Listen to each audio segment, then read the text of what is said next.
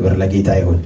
የምንማረው ሁሉ እግዚአብሔር በሕይወታችን ሰርቶ እኛን ወደሚያስፈልገው ወይም ደግሞ የመጨረሻው ወደ ሆነው የልጁን መልክ እስክንመስል ድረስ የሚያስኬደንን ነገር ሁሉ በእግዚአብሔር ቤት እንማራለን።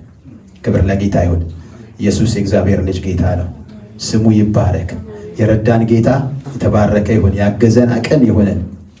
በየትኛውም ሁኔታ ውስጥ እየጣስን እንድንመጣ በዚህ እንድንገኝ የረዳን እግዚአብሔር የተባረከ ይሁን። እስቲ አንገቶቻችንን ዝቅ አድርገን እንጸልይ። እግዚአብሔር የዘላለም አምላክ እናመሰግንሃለን። ምሕረት፣ ቸርነት፣ ጥበቃ ስለበዛ ደግሞ እኔና ወገኖቼ ዛሬ ስምህን በዚህ ስፍራ ከፍ ልናደርግ ተሰብስበናል። ከጀመርንበት ሰዓት ሁሉ እስከዚህ ድረስ የረዳህን አንተ ነህ። በጸሎት አንተ ረዳህን፣ በዝማሬ አንተ ረዳህን፣ በልጆች ሰዓት እግዚአብሔር ሆይ ረዳህን። አሁን ደግሞ እግዚአብሔር ሆይ በቃል ልትናገረን ወደ ራስህ ልታቀርበን ስላለ ጌታ ሆይ መንፈስህ የቃልህን ትርጉም ፍቺውን ያስተምረን። ለእያንዳንዳችን እንደሚገባን ለልባችን ለመንፈሳችን ተናገረን። ባቶይ ሰምተን በሰማነው ቃል የምንለወጥ የምንኖር ሰዎች አድርገን፣ እንዲሁ የራሳችንን ነገር እየፈለግን ያንተን ነገር እንዳንጥል በማስተዋል አድርገን። ቃልህ ጌታ ሆይ ሕፃናትን አስተዋይ ያደርጋል። አባት ሆይ እኛ በብዙ ነገር ልጆች ነን። አስተምረን፣ ለውጠን፣ ወደ ራስህ አቅርበን። ሁለንተናችንን ተቆጣጠር። ስጋ መንፈስ ነፍሳችንን አንተ ያዝ። ጊዜውን ተቆጣጠር። አካባቢውን አየሩን አንተ ተቆጣጠረው። የአመፃ ልጅ የታሰረ ይሁን። ጨለማው ኃይል ይታሰር። የትኛውም አይነት የክፋት አሰራር የፈረሰ ይሁን፣ ይፍረስ። በሰው ላይ የሚሰራ የጨለማ ጉልበት ይሰበር። ስራው ይፍረስ፣ እቅዱ ይፍረስ። በኢየሱስ ስም የፈረሰ ይሁን። መንፈስ ያስተምረን። ሰማያት ለዚህ ጉባኤ ይከፈቱ። እናመሰግንሃለን በጌታችን በኢየሱስ ክርስቶስ ስም። ክብር ለጌታ ይሁን። ኢየሱስ ጌታ ነው። ባለፈው ሳምንት አንድ ነገር ተናግሬ ነበር። እዚህ ቦታ ላይ ስቆም እንዲህ አይነት ወረቀት ይዛለው እና ግራ እንዳያጋባችሁ ለአንዳንዶቻችሁም ጥያቄ እንዳይፈጠር እኔ ፎንት ማነበው ፎንት ትልቅ ነው። I'm not reading the tiny one። ይሄ ሬጉላር ፎንቱ ባይብሉ ያለው 12 ነው። እኔ 14 ነው ማነበው። so that reason always ባይብሌን ፕሪንት እያደረግኩኝ በዛኛው ቨርሽን ስለማመጣ መጽሐፍ ቅዱስ ነው እያነበብኩ እዚህ ቦታ ላይ የምሰብከው ማስተምረው ማለት ነው። እንድታስተውሉ ነው። ሌላ ነገር የለውም። ኢየሱስ ጌታ ነው። ስሙ ለዘላለም ይባረክ። ባለፈው ጊዜ በዚህ ስፍራ ላይ አንድ የመጽሐፍ ክፍል መማር ወይም ደግሞ ማየት ጀምረናል። ያም የመጽሐፍ ክፍል አንደኛ ሳሙኤል ምዕራፍ 15 ነው። ታስታውሳችሁ እያየን የነበረው አንደኛ ሳሙኤል ምዕራፍ 15 ነው። ክብር ለጌታ ይሁን። ከዛ አልፈን ዘዳግም 7 ላይ ያለውንም አይተናል። በዛው ቀን ማለት ነው። ይሄ ክፍል በብሉይ ኪዳን ላይ ያለ ነው። ግን ይሄንኑ ክፍል ደግሞ በአዲስ ኪዳን የሚናገረውም አለ። እሱን ዛሬ ትንሽ ጊዜ ወስዳለሁ ብዬ አስባለሁ። ካልቻልኩም ግን ዋናውን ነጥብ ለመናገር ሞክራለሁኝ። ያም ቆላሲስ 3 ከ5 እስከ 10 ያለውና ሮሜ 8 ላይ በዋነኝነት 8 እስከ 13 ያለውን እሱን በማድረግ አብረን እናያለን።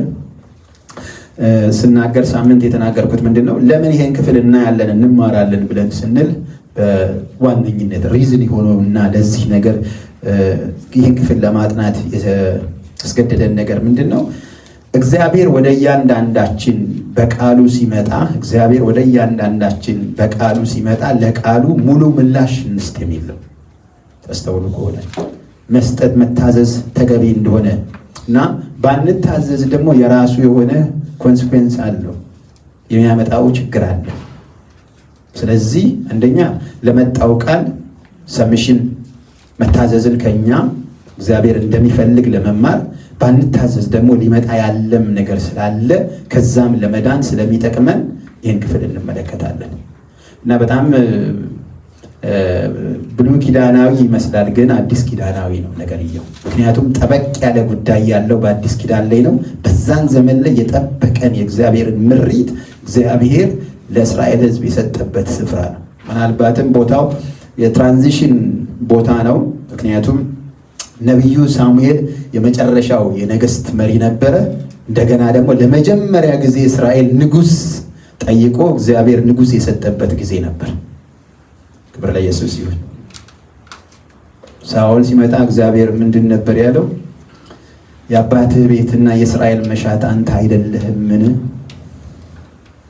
አት ዘ ሴም ታይም ደግሞ እግዚአብሔር ይሄ የአባትህ ቤትም የእስራኤልም መሻት ቢኖር እኔም ፕሮጀክት አለኝ ብሎ ያመጣው ሰው ነው። እግዚአብሔር የራሱንም ፕሮጀክት ከሰውና ከሀገር ከመንግስቱ መሻት ውጭ የራሱን ሀሳብ የጫነበት ሰው ነበር። እዛ ላይ ነው የምንመለከተው የእግዚአብሔር ፕሮጀክት በሚነግሰው ሰውዬ ላይ እንዴት እንደነበር እናያለን። እና ርዕስ እንዳልኳችሁ እግዚአብሔር ሲናገር ለቃሉ ሙሉ ምላሽ እንስጥ ወይም እንታዘዝ የሚል ነው። ስለዚህ ለዚህ መግቢያ የሚሆነን ጥቅስ ከኢሳይያስ መጽሐፍ ምዕራፍ 1:19 አይተን ነበር። ምንድን ነው የሚለው? እሺ ብትሉ ለእኔም ብትታዘዙ የምድርን በረከት ትበላላችሁ። እሺ ብትሉ ብትታዘዙ፣ ለእኔም ብትታዘዙ የምድርን በረከት ትበላላችሁ። ባትታዘዙ ግን ሰይፍ ይበላችኋል አይልም ይሄኛው ክፍል። ይሄ ክፍል የሚናገረው ነገር ለእናንተ ያሰብኳትን መልካም ነገር ስልጣን ይሁን ምን ይሁን መልሼ እወስዳለሁ፣ መንግስት መውረስ ይሁን አትወርሷትም የሚል መልእክት ያለው ክፍል ነው። ስለዚህ መታዘዝ ለአማኙ በጣም አስፈላጊ ጉዳይ ነው። ክብር ለጌታ ይሁን እና በዚህ መንፈስ ነው ይሄን ክፍል የምናየው። መታዘዝ እግዚአብሔር ላለን ነገር ሰብሚሽን ኦቢዲየንስ ያስፈልጋል። ለእግዚአብሔር መታዘዝ ባለፈው የነበራችሁ ሰዎች ልታስታውሱ ትችላላችሁ። እና አንደኛ ሳሙኤል ምዕራፍ 15 ከቁጥር 1 ጀምሬ አለፍ እያልኩኝ ወይም ደግሞ እንደምችል በፍጥነት ለማንበብ እሞክራለሁ። ቁጥር 1 ምዕራፍ 15 ቁጥር 1 አንደኛ ሳሙኤል ምዕራፍ 15 ቁጥር 1 ሳሙኤልም ሳኦልን አለው፣ በሕዝቡ በእስራኤል ላይ ንጉሥ እንድትሆን እቀባህ ዘንድ እግዚአብሔር ላከኝ። አሁንም የእግዚአብሔርን ድምፅ ስማ። በሕዝቡ በእስራኤል ላይ ንጉሥ እንድትሆን እቀባህ ዘንድ እግዚአብሔር ላከኝ። አሁን የእግዚአብሔርን ድምፅ ወይም የእግዚአብሔርን ትእዛዝ ስማ። የእግዚአብሔርን ድምፅ ትእዛዝ ስማ ነው ያለው። እና ቁጥር 2 የሰራዊት ጌታ እግዚአብሔር እንዲህ ይላል፣ እስራኤል ከግብፅ በወጣ ጊዜ አማሌቅ በመንገድ እየተቃወመ ያደረገበትን እበቀላለሁ። ይኸውላችሁ ይሄ ለሳኦልም ለሳሙኤልም ያልተነገረ አጀንዳ ነው። እግዚአብሔር ብዙ ጊዜ በጉዳያችሁ ላይ በቀል የኔ ነው ሲል ጉዳያችሁን ስላላየ አይደለም። ወይም ደግሞ እናንተ አዝናችሁ በቃ እግዚአብሔር ምን መች ይረዳኛል ብላችሁ አስባችሁ ከሆነ ሮንግ። እንደ እግዚአብሔር ፈቃድ ወጥታችሁ በመንገዳችሁ ላይ የወጣውን እግዚአብሔር ላይምረው ይበቀለዋል። እዚህ ጋር የምንመለከተው እነዚህ ሰዎች በእግዚአብሔር አጀንዳ እግዚአብሔር ከተያዙበት በባርነት ከተገዙበት ከግብፅ ምድር አውጥቶ ወደ ተስፋይቱ ምድር ወደ ሰጣቸው ተስፋ እየመራቸው ሳለ በመንገድ ላይ ሬዚስት አድርገዋቸው በእግዚአብሔር ላይ እንዲያማርሩ አድርገዋቸዋል። ኮምፕሌን አድርገዋል በእግዚአብሔር ላይ እና ሰዎቹ ከራሳቸውም ሆኖ ሳይሆን እንደ ስጋ ለባሽ ሲያዩት ነገሩ በጣም ከብዷቸው ነበር። ሬዚስት ተደርገዋል። አማሌቅ ክፉኛ ተዋግቷቸዋልና እግዚአብሔር ምን አለ? አሁን ሳኦል ሲመጣ የመንገስ ጉዳይ የእስራኤል መሻት ብቻ ሳይሆን እኔም ፕሮጀክት አለኝ። ፕሮጀክቱ ምንድነው? የእግዚአብሔር በቀል። ምን አይነት በቀል? እንዴት ነው የሚበቀለው ይሄ ሰውዬ? ተመልከቱ ቁጥር 3 አሁንም ሄደህ አማሌቅን ምታ፣ ያላቸውንም ፈጽመህ አጥፋ። ምታቸው፣ ፈጽመህ ያላቸውንም ሁሉ ያላቸውን ነገር ሁሉ ፈጽመህ አጥፋ። አትማራቸው። ወንዱንም ሴቱንም ብላቴናውንም ሕፃኑንም በሬውንም በጉንም ግመሉንና አህያውን ግደል። ምንም ነገር እንዳትምር እና ያኔ አንተን በመንገድ ላይ ሲያንገላቱ እኔ ነበርኩኝ ያኔ የተቃጠልኩት፣ አሁን አግኝቻቸዋለሁ፣ ስለዚህ እበቀላለሁ። በማን ነው? በአንተ በሳኦል ነው የምበቀለው። እንዴት ታደርጋለህ? ምታቸው፣ ፈጽመህ አጥፋ፣ አትማር፣ ግደላቸው። ያላቸውን ነገር ሁሉ ሰውንም ከብቱንም ሙልጭ አድርገህ ግደል ነው ያለው። ምንም ነገር እንዳይቀር ነው ያለው። የሳኦል ምላሽን እንመልከት። ቁጥር 4 ላይ ሳኦልም ህዝቡን ጠርቶ የራሱን ህዝብ ማለት ነው። ሳኦል የራሱን ህዝብ ጠርቶ በጌልጌላ ቆጠራቸው። 200,000 እግረኞችም ከይሁዳም 10,000 ሰዎች ነበሩ። ሳኦል ወደ አማሌቅ ከተማ ወጣ፣ በሸለቆም ውስጥ ተደበቀ። ሳኦል ቄናውያን የሚባሉ ጎሳዎች ነበሩ። እነዚህ ሰዎች እስራኤል ባለፈበት ጊዜ መልካምነትን አድርገው ስለነበረ እነዚህን ሰዎች ከአማሌቅ ጋር ደርቤ እንዳልመታችሁ ያንን ከተማ ለቃችሁ ውጡ አላቸው ሳኦል። እና እነሱም እንደተባሉ ወረዱ ወይም ወጡ ከነሱ መካከል። ሳኦልም ቁጥር 7 አማሌቃውያንን ከኤውላጥ ጀምሮ በግብፅ ፊት እስካለው እስከ ሱር ድረስ መታቸው ይላል። አማሌቅን መቶም ዝም አላለም። ንጉሱን አጋግን በሕይወት ማርኮ ይዞት መጥቷል። ሕዝቡንም ሁሉ በሰይፍ ስለት ፈጽሞ አጠፋቸው ይላል። ሕዝቡንም ሁሉ አጥፍቷቸዋል። አንድ ሰው ግን ቀርቷል። ምን አይነት ሰው? ወፈር ያለ ሰውዬ ቀርቷል። ቁጥር 9 ነገር ግን ሳኦልና ሕዝቡ ለአጋግ ለንጉሱ ለተመረጡትም በጎችና በጎች ለሰቡትም ጥጆችና ጠቦቶች ለመልካሞችም ሁሉ ራሩላቸው።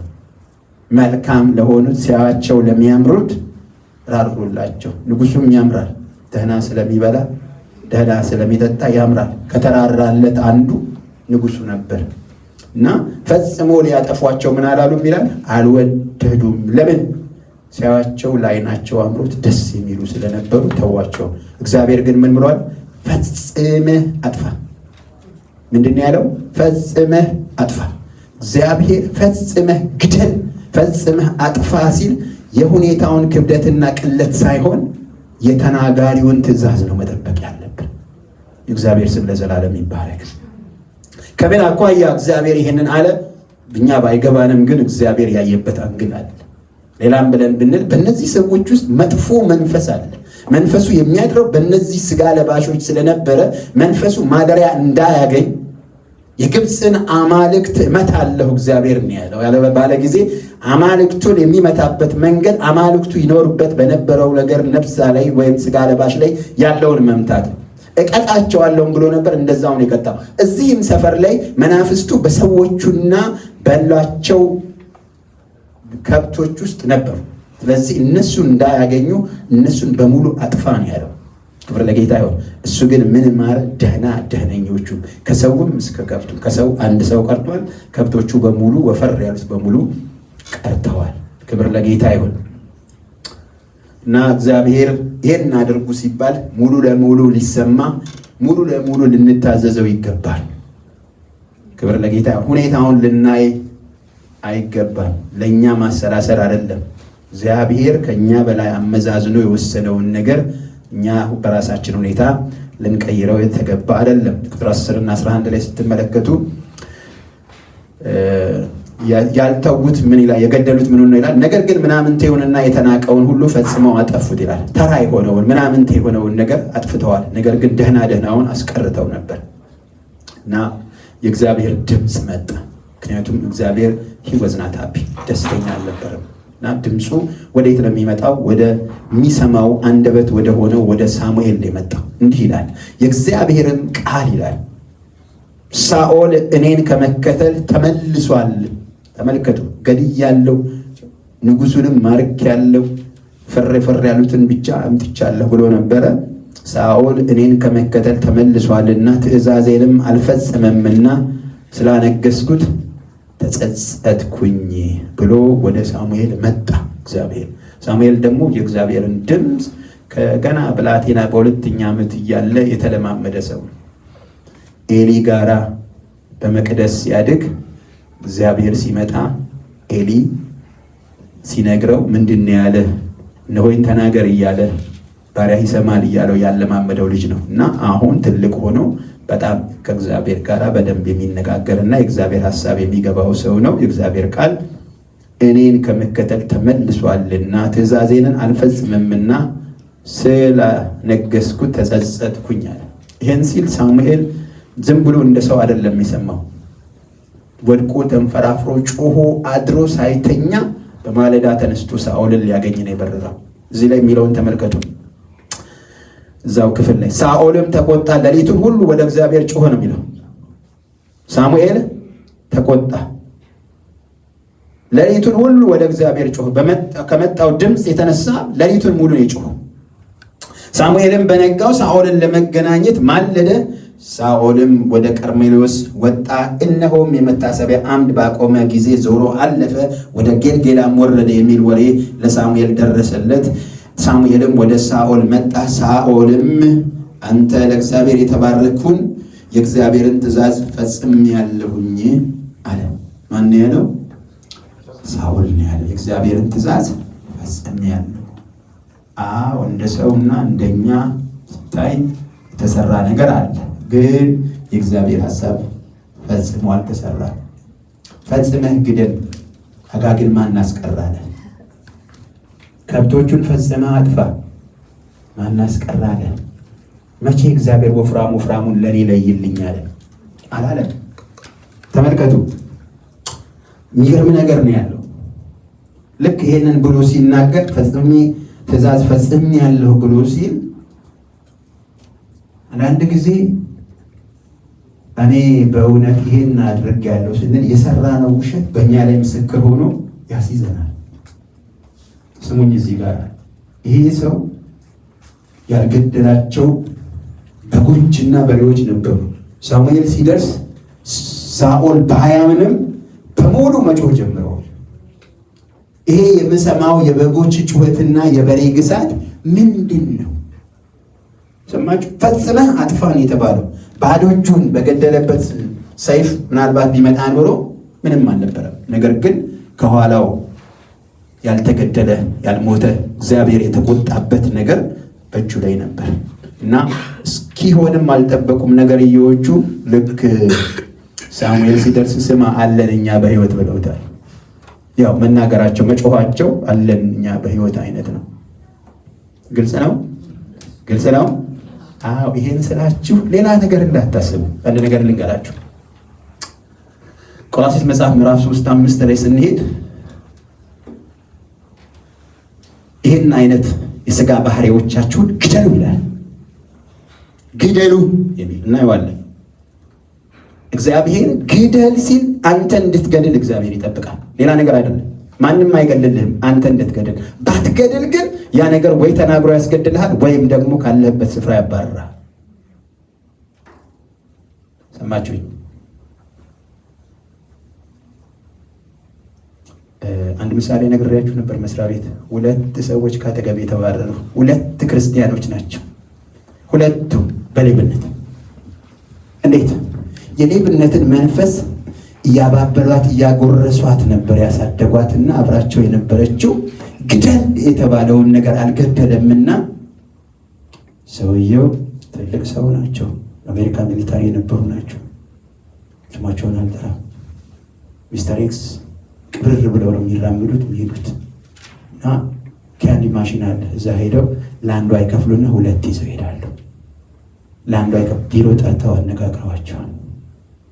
ዝምባሏ አሁንም ያንዷን ይከፍሉና 2 ይበላሉ።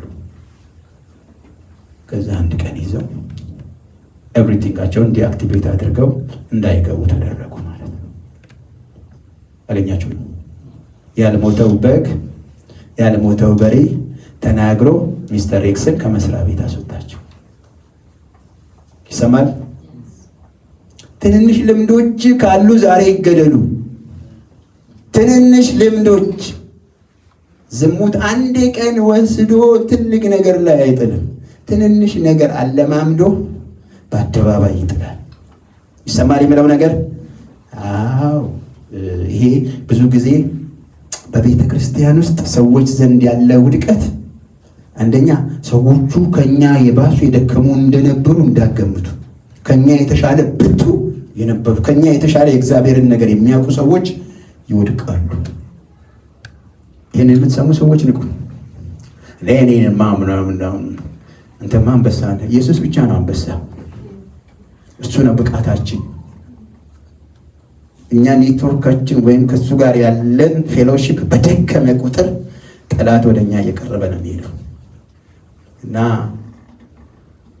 እኔ ብርቱ ነኝ አይባልም። ብዙ ብርቱዎች ስለወደቁ ነው። ክብር ለጌታ ይሁን እና ሌላ አንድ ልትሾም ያለች ብርቱ የተባለች ልጅ እንደዚሁ ሾፕ ሊፍቲንግ ብለው በዌብሳይት ላይ አውጥተዋት፣ ጥቁሮቹ ደግሞ ሰይጣን ናቸው ፈልገው አገኙት አመጡና ይኸው ሰርቃ በቀደም የወጣችው ሲባል ከላይ እስከታች የትኛ መስሪያ ቤት ምንድን ክርስቲያን ነግራችሁ ምን የበላ በግ ወፍራም በግ አስያዛት። ልክ ሳሙኤል ሲመጣ ሳኦልን በሬውና በጉ እንዳጋለጠው እነዚህንም ሰዎች ኃላፊዎች ሲመጡ አጋለጧቸው። ኢየሱስ ጌታ ነው። ስለዚህ የእግዚአብሔር ያየልንን ነገር እንኳን እንዳንወርስ ሊያደርጉን ስለሚችሉ እነዚህን ሊጥሉንን የሚችሉትን ነገሮች ልንገላቸው ይገባል። ሳኦል ምን አለ? ሳሙኤል ምን አለ? ፈጽመህ ግደል። ውሸት ትንሽ ትንሽ አለች፣ ፈጽመህ ግደላት። አንድ ቀን እስክታስይዝህ አትጠብቅ፣ እስክታሳፍርህ። ይሄን ስናገር I'm not making myself exceptional። ራሴን ጭምር ፐርፌክት ነህ አይደለሁም። እንዴት አድርጌ ነው የምሆነው? ከክርስቶስ በቀር የሆነ የለም። እና ስለ ፈሪሳውያን ሲናገሩ የሚሏችሁን አድርጉ፣ ነገር ግን የሚያደርጉትን አታድርጉ። የሚሏችሁ ሕጉን ነው፣ ስለዚህ ሕጉን ፈጽሙት። ሰውየው ሊሰርቅ ይችላል፣ ግን እሱን አትከተሉት። ምግባሩን ሳይሆን የእግዚአብሔርን ቃል ስሙ። ክብር ለጌታ ይሁን። ኢየሱስ የእግዚአብሔር ልጅ ጌታ ነው። ሳሙኤልም ይህ በጆሮ የምሰማው የበጎች ጩኸትና የበሬዎች ግሳት ምንድን ነው አለ። ሳኦልም ተመልከቱ፣ ይህ ሰውዬ ልክ አዳም ሔዋንን እንደወነጀለ ምን አለ? ሳኦልም ሕዝቡ ለአምላክ ለእግዚአብሔር ይሰዋቸው ዘንድ መልካሞቹን በጎችና በሬዎች አድነዋቸዋልና ከአማሌቃውያንም አምጥተዋቸዋል፣ የቀሩትንም ፈጽመን አጠፋን፣ ለእግዚአብሔር አስቀሩልኝ ብሎ እግዚአብሔር ስላልተናገረ የተደረገውን ነገር ተመልከቱ። ነገር ግን እሱ መሪ ሆኖ በመሪነት በንጉስነት ደረጃ እንዳትነቁ፣ አንድም ነገር ከእናንተ እንዳይደርስ፣ ይሄ ርኩስ ነገር ነው እግዚአብሔር ብሏል አይሆንም ብሎ ማለት የሚችል ንጉስ ነበረ። ነገር ግን ምን አለ? ህዝቡ ለአምላክህ ለእግዚአብሔር የሚሰዋ ወይም ሰዋቸው ዘንድ እነዚህ ደህናዎቹን መረጡ አለ እና ይሄ አዳማዊ ባህሪው ነው የተገለጠው። ቁጥር 16 ሳሙኤልም ሳኦልን ቆይ እግዚአብሔር ዛሬ ሌሊት የነገረኝን ልንገርህ አለው። እርሱም ተናገር አለ። ተመልከቱ፣ ሳሙኤልም አለ በዓይንህ ምንም ታናሽ ብትሆን ለእስራኤል ነገዶች አለቃ አልሆንህምን? እግዚአብሔር በእስራኤል ላይ ንጉሥ ትሆን ዘንድ ቀባ። እግዚአብሔር በእስራኤል ላይ ንጉሥ ትሆን ዘንድ ቀባ። በመንግስቱ ላይ ከፍ ትል ዘንድ እግዚአብሔር ቀባ። ቁጥር 18 እግዚአብሔርም ሄደህ ኃጢአተኞቹን አማሌቃውያን ፈጽመህ አጥፋቸው፣ እስኪጠፉም ድረስ ውጋቸው ብሎ በመንገድ ላከ። ይህንን እንድትሰራ እግዚአብሔር መድቦ መልእክቱን ጨምሮ ላከ። ለምርኮ ሳስተህ ለምን የእግዚአብሔርን ቃል የእግዚአብሔርን ትእዛዝ አልሰማህም? ለምርኮ ሳስተህ ለምን የእግዚአብሔርን ነገር አልሰማህም? እግዚአብሔር ያለህን ለምን አልሰማህም? ለምንስ በእግዚአብሔር ፊት ክፉ አደረግህ ብሎ ይለዋል። ሳኦልም ሳሙኤልን ተመልከቱ፣ ሲከራከር ተመልከቱ። እልከኝነት ይዞታል። እልከኛ ነው በጣም እና ምን አለው? ሳኦልም ሳሙኤልን የእግዚአብሔርን ቃል ሰምቻለሁ፣ እግዚአብሔርን በላከኝ መንገድ ሄጃለሁ፣ የአማሌቅንም ንጉሥ አጋግንም አምጥቻለሁ፣ አማሌቃውያንም ፈጽሜ አጥፍቻለሁ ብሎ ይከራከራል። ተመልከቱ እግዚአብሔር ያለውን 21፣ 22፣ 23 ላይ ያለውን ስትመለከቱት 21 ላይ ሕዝቡ ግን ለአምላክህ ለእግዚአብሔር በጌልጌላ ይሰዉ ዘንድ ከእርሙ የተመረጡትን በጎችና በሬዎች ከምርኮም ወሰዷል። አሁንም ሌሎችን ነው ብሌም የሚያደርገው። 22 ላይ ተመልከቱት። ሳሙኤልም በእውኑ የእግዚአብሔርን ቃል በመስማት ደስ እንደሚለው እግዚአብሔርን በመታዘዝ ማለት ነው። እዚህ ጋር ይሄ ቃል ማለት እግዚአብሔርን በመታዘዝ ደስ እንደሚለው እግዚአብሔር በሚቃጠልና በሚታረድ መስዋዕት ደስ ይለዋልን? ያመጣኸውን ነገር ልታርድና ልትሰዋን ያመጣኸው ነገር ግን እግዚአብሔር በሱ ደስተኛ አይደለም። ከእርሱ ይልቅ እግዚአብሔር ደስተኛነቱ በምኑ ላይ ነው? ቃሉን ታዘኸው ቢሆን ነበር። እግዚአብሔር ያለህን አድርገህ ቢሆን እግዚአብሔር ካመጣኸው መስዋዕት ይልቅ በመታዘዝህ ደስተኛ ይሆን ነበር አለው። እነሆ መታዘዝ ከምን ይበልጣል? ከመስዋዕት፣ ማዳመጥም የአውራ በግ ስብ ከማቅረብ ይበልጣል። አድምጥ፣ ታዘዝ፣ ይህንን እግዚአብሔር ይወዳል ብሎ ሳሙኤል ይነግረዋል። እና እዛ ጋር ቅድም ያልኳችሁ አመፀኝነት ያልኳችሁ አድርጌያለሁ ነው ያለው። ሁሉንም የተባልኩትን አድርጌያለሁ። ይሄ አመፀኝነት ነው። ቁጥር 23 ለምን ይላል? አመፀኝነት እንደ ሟርተኝነት ነው። አመፀኝነት እንደ ሟርተኝነት፣ እልከኝነትም ጣዖትን ተራፊምን እንደማምለክ ነው። የእግዚአብሔርን ቃል ወይም የእግዚአብሔርን ትእዛዝ ንቀሃልና እግዚአብሔር ንጉሥ እንዳትሆን ምን አለ? አለመታዘዝ ምንን ያመጣል? ከተቀመጥንበት ወይም እግዚአብሔር ካስቀመጠን ስፍራ ያወርዳል። ክብር ለጌታ ይሁን። እዚህ ጋር መቼም በሰውና እንደዚህ አይነት ጉባኤ ቢሆን አስቸጋሪ ነው። እዛ ጋር ግን ከአፉ ጠብ የማይል ነብይና እግዚአብሔር ኮሚኒኬት ያደርጋሉ። ያንን ዳያሎግ ነው አምጥቶ ለዚህ የሚያቀብለው ለንጉሱ። ንጉሱ በእንዲህ አይነት ህይወት ውስጥ አይደለም ያለው። ነገር ግን ባለው ሁኔታ ለእስራኤል መሪ ይሆን ዘንድ የተመረጠ ንጉስ ነበር። ነገር ግን እግዚአብሔር ምን አለው? ናቀው። ምን እንዳይሆን? መንግስቱን እንዳይመራ። ክብር ለጌታ ይሁን። እና ይሄንን ነገር የምናየው ነገር አለ። በአዲስ ኪዳን ላይ ስንመጣ ሰዎች ግደሉ የተባሉትን ካለመግደላቸው የተነሳ የእግዚአብሔርን መንግስት አይወርሱም ይላቸዋል። ሰማችሁኝ? እዚህ ጋራ መንግስትህን ካንተ ወሰዳት፣ መንግስትህን ካንተ ቀደዳት ይላል። እዚህ ጋራ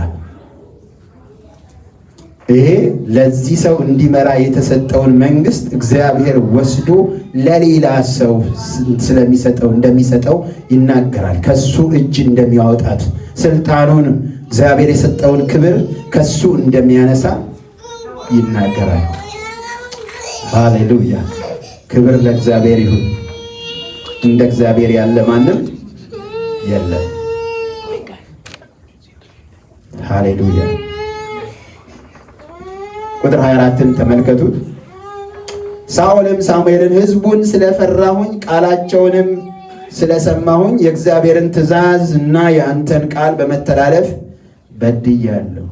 እርግጥ እዚህ ጋር አሁን ራሱ የሚናገረው ይቅርታ የሚጠይቀው ሳሙኤልን ነው። ሳሙኤል አይቀልድም። ይጨምረውም የለም ይጨምረውም የቀንሰውም ነገር የለም። ያለውን ነው የሚናገረውና በድያለሁና ይቅርታ ብሎ ይለዋል። ከዛ ይህንን ያልኩበት ምክንያት ለምንድን ነው ብትሉ ዳዊት በዝሙት ኃጢአት ከወደቀ በኋላ ናታን ከተናገረው በኋላ ምንድን ነው ያደረገው? ፈጥኖ ወደቀና እግዚአብሔርን በድያለሁ ያለ። ናታንን አይደለም፣ እግዚአብሔርን በድያለሁ። ቁጥር 25 አሁን እባክህ ኃጢአቴን ይቅር በለኝ። ማንን ነው የሚለው? ፕሮፌት በደሌን ይቅር በለኝ ይለዋል። ለእግዚአብሔርም እሰግድ ዘንድ ከኔ ጋር ተመለስ። ለእግዚአብሔርም እሰግድ ዘንድ ከኔ ጋር ተመለስ አለው። ቁጥር 26 ሳሙኤልም ሳኦልን የእግዚአብሔርን ቃል ንቀሃል፣ የእግዚአብሔርን ቃል ንቀሃል፣ ትእዛዙን ንቀሃል፣ እግዚአብሔርን በእስራኤል ላይ ንጉሥ እንዳትሆን ንቁሃልና ከአንተ ጋር አልመለስም። ደግሞ ነው አስረግጦ የሚነግረው። እግዚአብሔር ንቁሃልና ከአንተ ጋር ህብረት የለኝም አይሆንም አለው። ቁጥር 27 ሳሙኤልም ሊሄድ ዘወር ባለ ጊዜ ሳኦል የልብሱን ጫፍ ያዘ፣ የልብሱን ጫፍ ተቀደደ። ሳሙኤልም እግዚአብሔር የእስራኤልን መንግስት ዛሬ ከአንተ ቀደዳት፣ ከአንተም ለሚሻል ለጎረቤት አሳልፎ ሰጣት። ተመልከቱ። እዛ ጋራ የሚበቀል እግዚአብሔር ስራ ይዞ ነው የወጣው። ሊበቀል ነው። ፕሮጀክት ሰጥቶታል። ንጉሥ ተደርጓል። ይሄ ሰው ኤክስኪዩት አላደረገም፣ ወይም ደግሞ የእግዚአብሔርን ፕላን ወደ መተግበር ውስጥ አልገባም፣ ፈጽሞ አልተገበረም። የተወሰነ ነገር አድርጓል። እግዚአብሔር በዚህ ደስተኛ አይደለም። ስለዚህ ምን ሆነ? ኮንሲኩዌንሻል የሆነው ነገር ምንድን ነው ያስከተለበት ብለን ስንል ይህ ሰውዬ ንጉሥ ነኝ ብሎ በእስራኤል ላይ ከፍ ያለ ነገር ብዙ ነገር ፋይናንሱ፣ ፖለቲክሱ፣ ኢኮኖሚው በእጁ የነበረ ሰውዬ እግዚአብሔር ናቀ። ከዛ በኋላ አጋንንትና መናፍስት ናቸው የሚያስጨንቁት ሰውየው። በብዙ ቦታ ላይ ስትመለከቱ ሰውየው ህይወቱ ጥሩ አልነበረ። መጨረሻ ላይ ጠንቋይ ጋር ሁሉ ሄዶ ነው የሞተው። ነገሩ ያለቀ እና ሰው ከእግዚአብሔር ሲለይ እግዚአብሔር የራሱን ነገር ከሰው ላይ ይወስዳል። እናንተ ከእግዚአብሔር ጋር እስከሆናችሁ ድረስ እርሱ ከእናንተ ጋር ይሆናል፣ ብትፈልጉትም ታገኙታላችሁ፣ ብትተውት ግን ይተዋችኋል። ሲተው የራሱን በጎ ነገሮችን በሙሉ እግዚአብሔር ያስጠብቃል። ምክንያቱም ወርቅ ድሪ በእሪያ አፍ ላይ እንደማይደረግ በእንዲህ በወደቀ ሰው ላይ የእግዚአብሔር መልካም ነገር አይቀመጥም እና እግዚአብሔር የራሱን ነገሮች በሚወስድበት ጊዜ ሰውየው ለምንም ነገር የተጋለጠ ነው የሚሆነው። ያገኘኝ ሁሉ ይገለኛል እንዳለ የእግዚአብሔር ሰው ያገኘው ሁሉ እየቦቀሰው እየመታው ነው የሚሄደው። ምንም ጥበቃ የለም፣ ሰራዊት የለም። ይጠብቁ ዘንድ ስለ አንተ ሰራዊቱን አይደለም መላእክቱን ያዛል የሚለው አይኖርም። ምክንያቱም እግዚአብሔር ስለሄደ፣ እግዚአብሔር ካላዘዘ መላእክቱ በዛ ሰው ዙሪያ አይሆንም። ለዚህ ነው አንዳንድ ሰዎች አወዳደቃቸው አደገኛ የሚሆነው። የእግዚአብሔር ስም ለዘላለም የተባረከ ይሁን። በደንብ ብላችሁ አስተውሉ። መንግስትህ ዛሬ ካንተ ተቀደደች ነው የሚለው፣ ወይም ደግሞ መንግስትህ እግዚአብሔር ካንተ ቀደዳት ይላል። ወሰዳት፣ አነሳት፣ ካንተ ጋር አትሆንም። መንግስት ተነሳ። ክብር ለኢየሱስ ይሁን። 29 የእስራኤል ኃይል እንደ ሰው የሚጸጸት አይደለምና አይዋሽም፣ አይጸጸትም። እርሱም በድያለሁ አሁን ግን በሕዝቤ ተመልከቱ። ሰውየው ምን አይነት ትዕቢተኛ እንደሆነ። በሕዝቤ ሽማግሌዎች ፊትና በእስራኤል ፊት እባክህን አክብረኝ። ስለራሱ ነገር ነው የሚከራከረው። አክብረኝ፣ ለአምላክህ ለእግዚአብሔር እሰግድ ዘንድ ከኔ ጋር ተመለሳል። በሕዝብህ በእስራኤል ፊት አክብረኝ እና ለአምላክ ለእግዚአብሔር ሰግድ ዘንድ ከኔ ጋር ተመለሰ። ሳሙኤልም ከሳኦል ጋር ተመለሰ። ሳኦልም ለእግዚአብሔር ሰገደ። ሳሙኤልም የአማሌቅን ንጉሥ አጋግን አምጡልኝ አለ። ሰውየው ቁም ነገሩን አይተው፣ የፈለገ ወሬ ቢበዛ የመጣበትን ጉዳይ አይተው ምን አደረገ ሳሙኤል? ሳኦል እኮ ደንግጦ ሰውየውም ይኸው እኮ ወይ ግደለው ምናምን እኮ አላለም። ሰውየውን ሳሙኤል ምን አለ? አምጡልኝ። ስሙ እዚህ ጋር የሚናገረው አጋግ እየተንቀጠቀጠ ወደ እርሱ መጣ።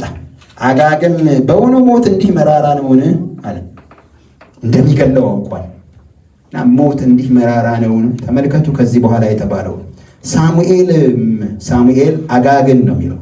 ሰይፍህ ሴቶችን ልጅ አልባ እንዳደረጋቸው፣ ሰይፍህ ሴቶችን ልጅ አልባ እንዳደረጋቸው እንዲሁ እናትህ በሴቶች መካከል ልጅ አልባ ትሆናለች።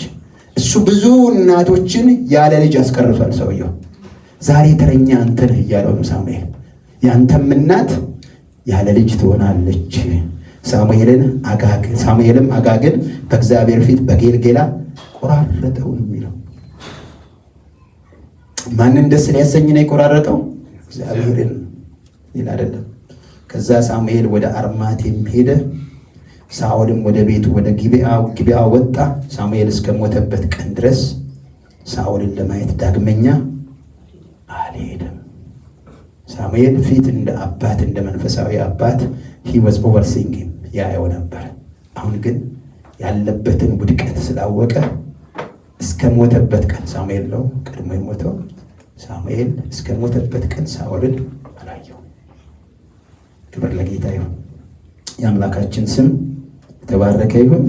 ዳግመኛ አልሄደም። ሳሙኤልም ለሳኦል አለቀሰ፣ እግዚአብሔርም በእስራኤል ላይ ሳኦልን ስላነገሰ ተጸጸተ ይላል። ሳሙኤል ለሳኦል አለቀሰ ይላል። የሚገርም ሰው። ክብር ለጌታ ይሁን። ኢየሱስ ጌታ ነው። ይህንን ካልኳችሁ ይሄ ነበር ባለፈው ያየነውና ከዚህ ሌላ ዘዳግም 7 ላይ የነበረውና ያየነው እሱን እንተወውና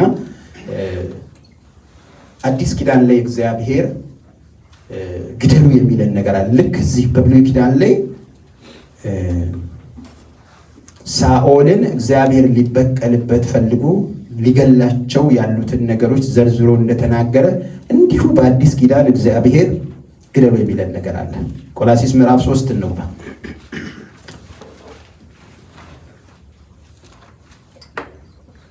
ምዕራፍ 3 ዋና ትኩረታችን ቁጥር 5፣ 8 እና 9 ይሆናሉ። ከአንድ ጀምረን ያነበዋለሁ እስከ 9 እንሄዳለን። ኢየሱስ ጌታ ነው። ቁጥር 1 እንግዲህ ከክርስቶስ ጋር ከተነሳችሁ ክርስቶስ በእግዚአብሔር ቀኝ ተቀምጦ ባለበት በላይ ያለውን እሹ፣ በላይ ያለውን አስቡ እንጂ በምድር ያለውን አይደለም። ሞታችኋል፣ ሕይወታችሁን በክርስቶስ በእግዚአብሔር ከክርስቶስ ጋር ተሰውሯል። ሕይወታችሁ የሆነው ክርስቶስ በሚገለጥበት ጊዜ በዚያን ጊዜ እናንተ ደግሞ ከእርሱ ጋር በክብር ትገለጣላችሁ ይልና እንግዲህ በምድር ያሉትን ብልቶቻችሁን ግደሉ። በእናንተ ሕይወት ውስጥ ኃጢአትን የሚያሰሯችሁ ነገሮችን ምን አድርጓቸው? ግደሏቸው። እነዚህም ብሎ ዝርዝሩን ያቀርባል። መገደል ያለበት በሰው በአማኝ በክርስቲያን ሕይወት ውስጥ ክርስቲያኖችን ግደሉ ነው የሚለው። እገልላችኋለሁ አላለም። እገልላችኋለሁ አላለም። ግደሉ።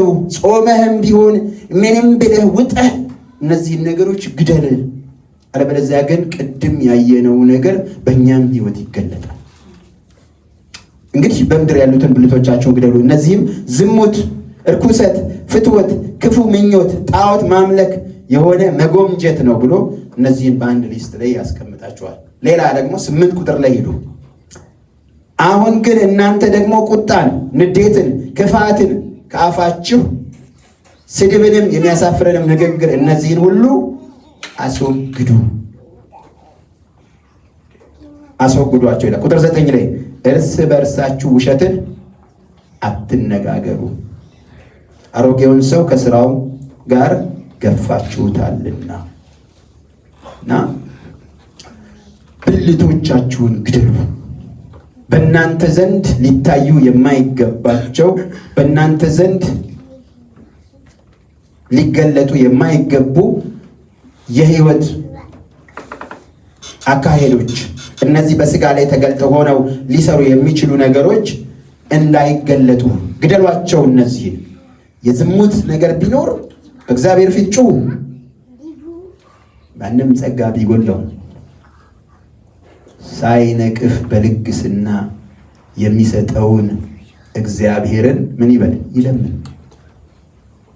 እነዚህን ብለን በእግዚአብሔር ፊት ስንጸልይ እግዚአብሔር እነዚህን ነገሮች የምንቋቋምበትን አቅም እግዚአብሔር ይሰጠናል። ክብር ለጌታ ይሁን እና እነዚህ ዝም ብለን መንገድ ላይ እየሄድን ከላያችን ላይ በረው አይሄዱም። እንደውም ተጠራርተው በርከት ብለው ማደሪያ ነው የሚያደርጉ።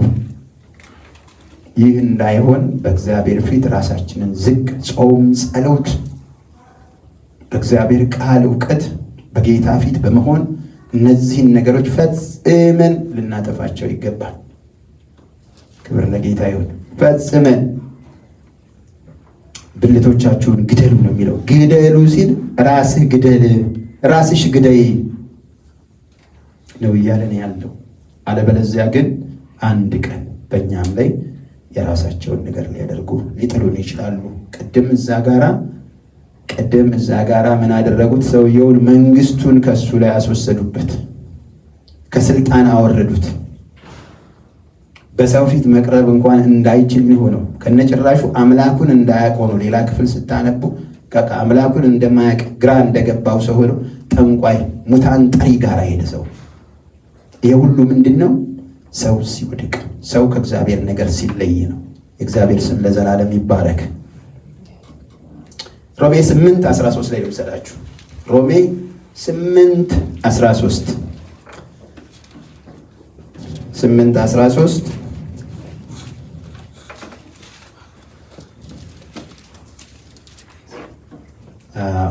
8:13 ላይ ምን ይላል?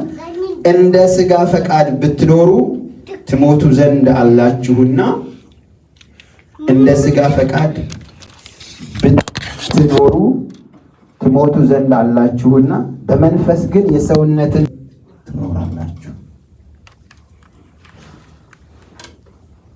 ብልቶቻችሁን ግደሉ ብሎ ቆላስይስ ላይ ጳውሎስ በመልእክቱ ይናገራል። እዚህ ጋር ደግሞ ስንመጣ ሮሜ መጽሐፍ መልእክት ላይ ጸሐፊው በመንፈስ ግን የሰውነትን ስራ ብትገድሉ፣ የሰውነትን ስራ ግደሉ፣ ይሄም በሕይወት እንድትኖሩ ያደርጋችኋል። ክብር ለኢየሱስ ይሁን። ኢየሱስ የእግዚአብሔር ልጅ ጌታ ነው እና ቁጥር 14 ላይ ምን ይላል? በእግዚአብሔር መንፈስ የሚመሩ ሁሉ እነዚህ የእግዚአብሔር ልጆች ናቸውና። በመንፈሱ የሚመሩ የእግዚአብሔር ልጆች ናቸውና እና ቀጥሎም አባት ብለን የምንጮህበትን የልጅነት መንፈስ ተቀበላችሁ እንጂ እንደገና ለፍርሃትና የባርነትን መንፈስ አልተቀበላችሁም ይላል። የእግዚአብሔር ልጆች መሆናችንን ያ መንፈስ ራሱ ከመንፈሳችን ጋር ይመሰክራል። ልጆች ከሆንን ወራሾች ደግሞ ነን ማለት የእግዚአብሔር ወራሾች ነን። አብረንም ደግሞ እንድንከብር አብረን መከራ ብንቀበል ከክርስቶስ ጋር ወራሾች ነን ይላል እና እዚህ ጋር ምንድን ነው እነዚህን ነገሮች መግደል ወይም ማጥፋት አልጋ በአልጋ ነው እያልኩኝ ስናት ኢዚ ግን ዋጋ ተከፍሎ ሊጠፉ ይገባቸዋል። ኢየሱስ ጌታ ነው። ጊዜ ወስደን በዛ ድሮ በቅንነት ይነገራል ቤተክርስቲያን ውስጥ እና እንደዚህ ወጥተው ምስክርነት የሚሰጡ ሰዎች ነበሩ። ያስታውሳለሁ ቤተክርስቲያን አብረን የነበርን በኋላ እንደውም ጥሩ ቦታ ቤተክርስቲያን ውስጥ ያገለግል የነበረ ልጅ እንዲህ በዝሙት ተፈተንኳል። ከዛ ብላለ ምንም ነገር እየው አይሄድም ማለት ከዛ መጥቶ ለቤተክርስቲያን ተናገረ።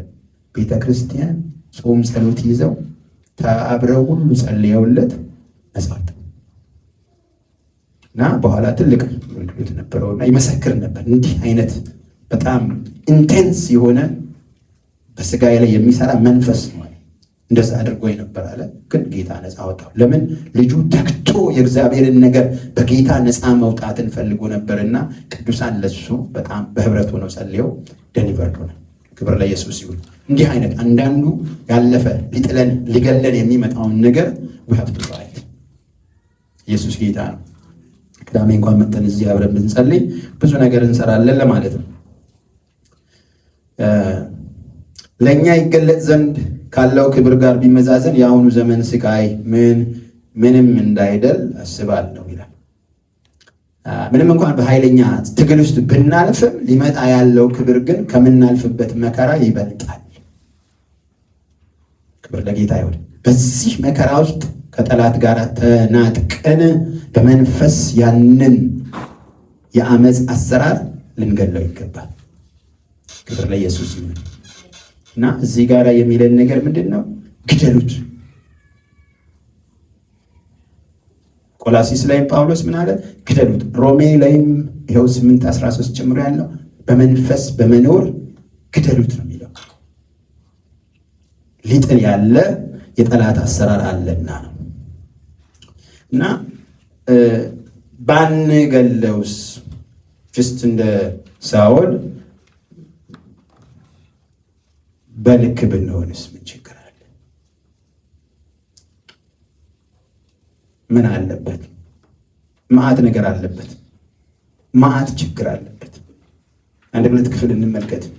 ሮሜ 6 ላይ ተመልከቱ። 6 ከ12 ጀምሮ ባለው ክፍል ስንመለከት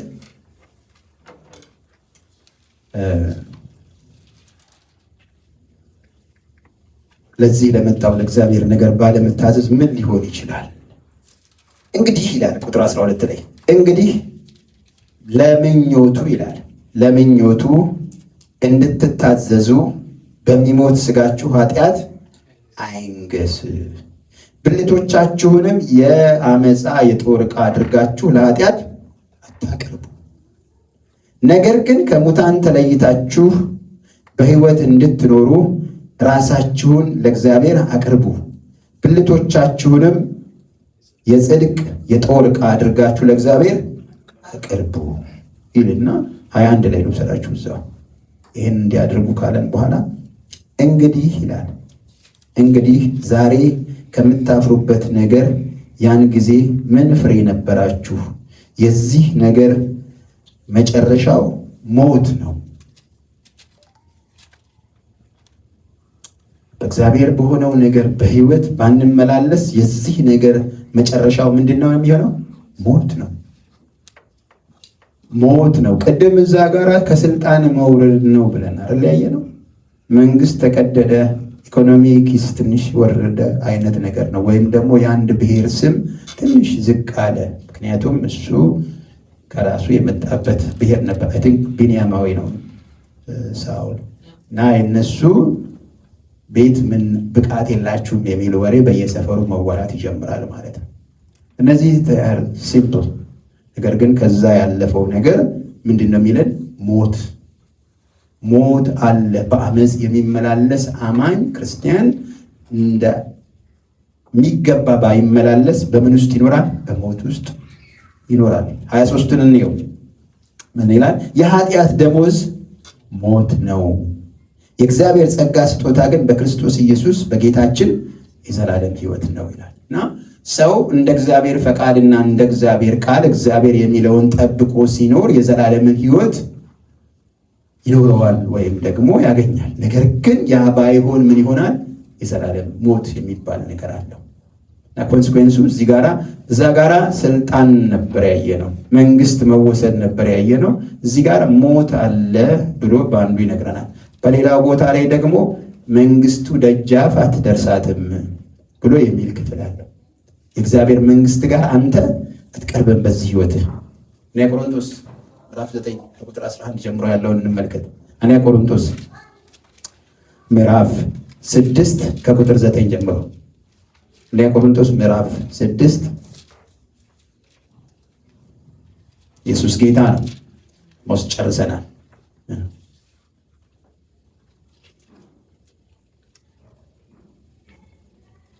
ለቆሮንቶስ ምዕራፍ 6 ከቁጥር 9 እስከ 11 ያለውን አነበዋለሁ። ወይስ አመፀኞች የእግዚአብሔርን መንግስት እንዳይወርሱ አታውቁምን? የእግዚአብሔርን መንግስት አይወርሱም አመፀኞች። አትሳቱ። ሴሰኞች ቢሆኑ ወይም ጣዖት የሚያመልኩ ወይም አመንዝሮች ወይም ቀላጮች ወይም ከወንድ ጋር ዝሙት የሚሰሩ ጌዎች ማለት ነው ይላል አይደለም። እነዚህ የእግዚአብሔርን መንግስት እንዳይወርሱ አታውቁምን? ስለዚህ እነዚህን ነገር ሊያስደርጓችሁ የሚችሉ ብልቶቻችሁን ምን በሉ? ግደሉ።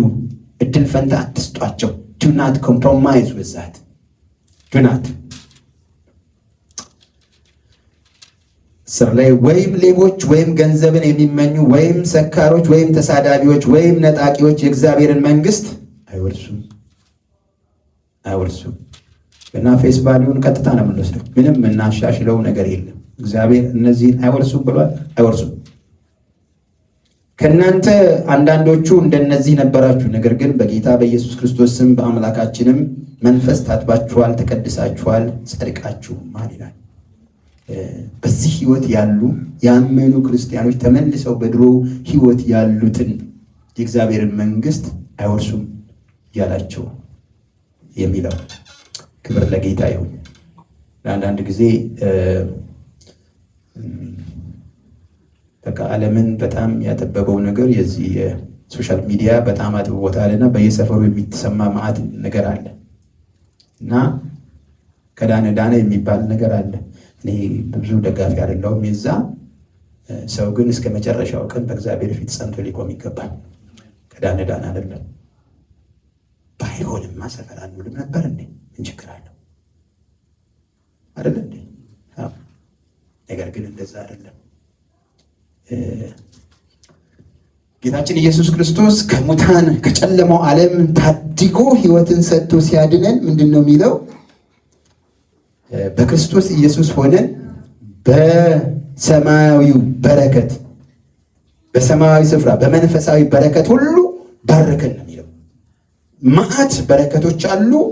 ስሙኝ፣ ይህን በደንብ አድርጋችሁ። እግዚአብሔር በክርስቶስ ኢየሱስ የለቀቀልን ብዙ በረከቶች አሉ። አንዳንዶቹን አልተቀበልናቸው፣ ግን ሪሊዝድ ቱ አስ።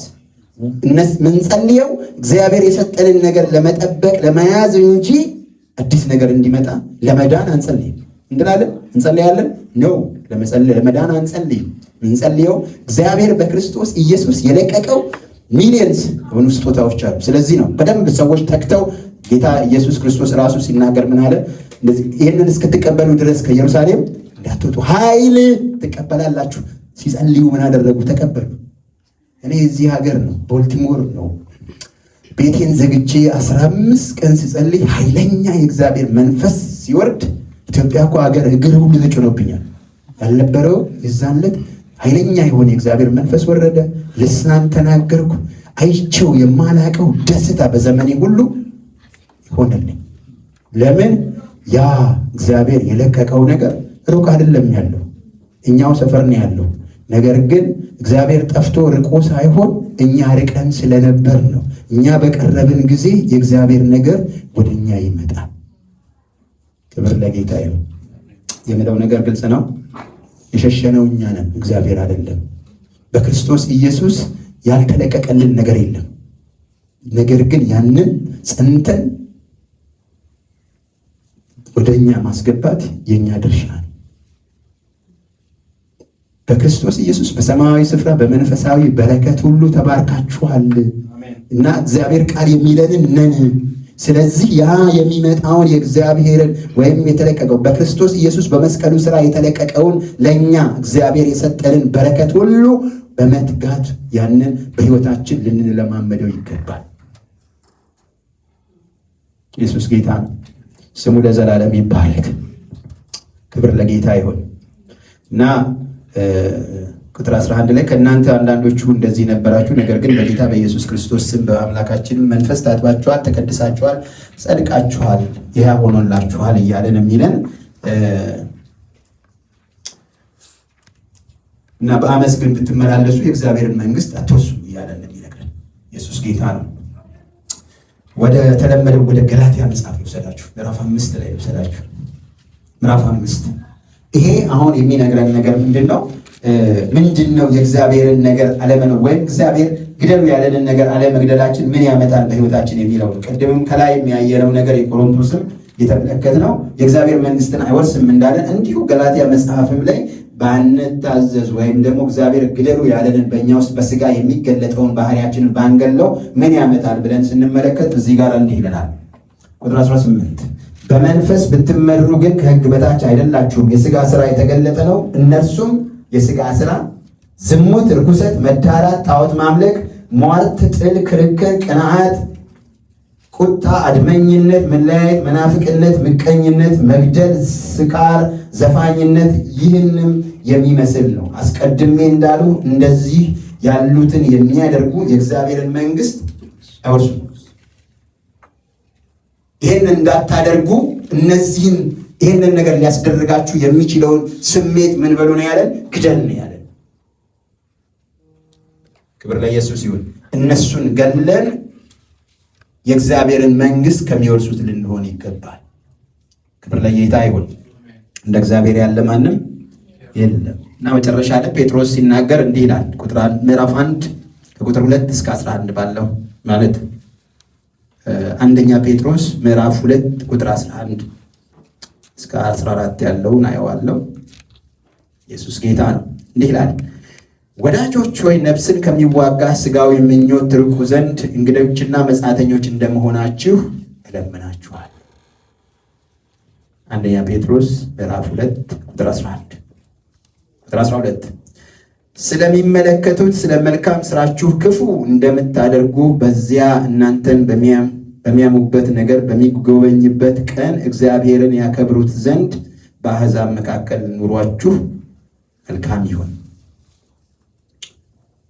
ስለ ጌታ ብላችሁ ለሰው ሥርዓት ሁሉ ተገዙ፣ ለንጉሥም ሁሉ ቢሆን ከሁሉም በላይ ነውና፣ ለመኳንንትም ቢሆን ክፉ የሚያደርጉትን ለመቅጣት በጎም የሚያደርጉትን ለማመስገን ከእርሱ ተልከዋልና ተገዙ።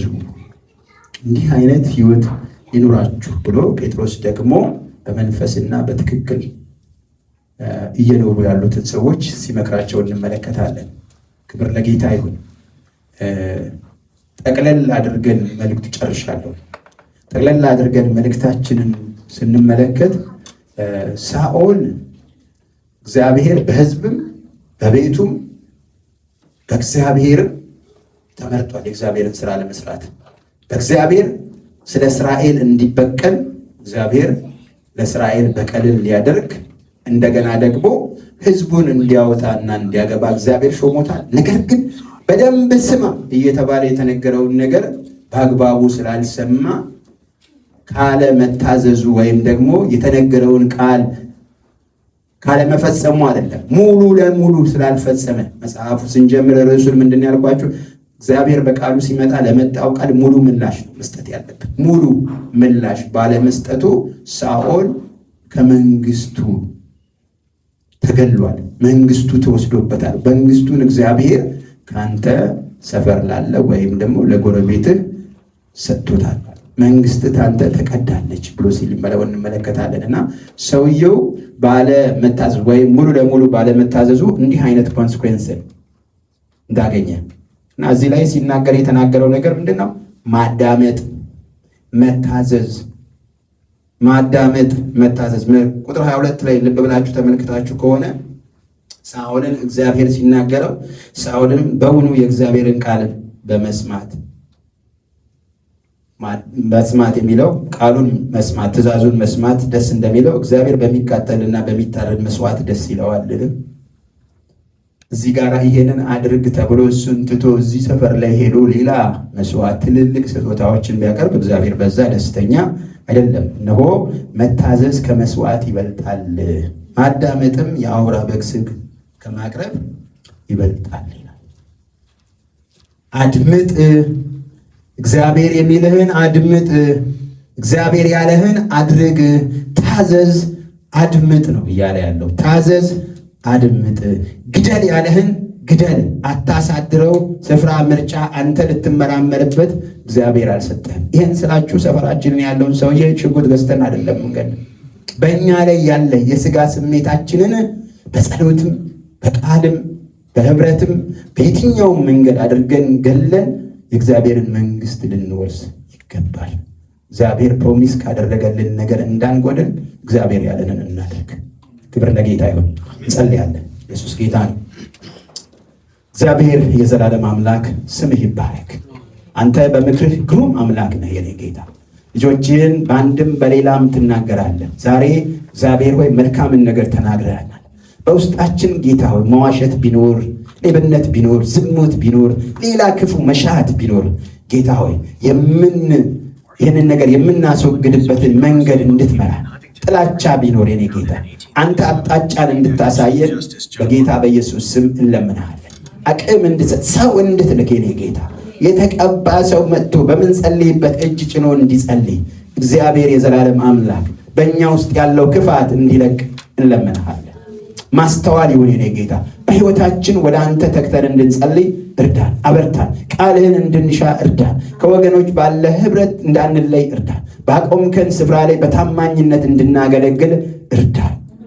እናመሰግናለን። ሁሉ ለክብር ይሁን በጌታችን በኢየሱስ ክርስቶስ አሜን።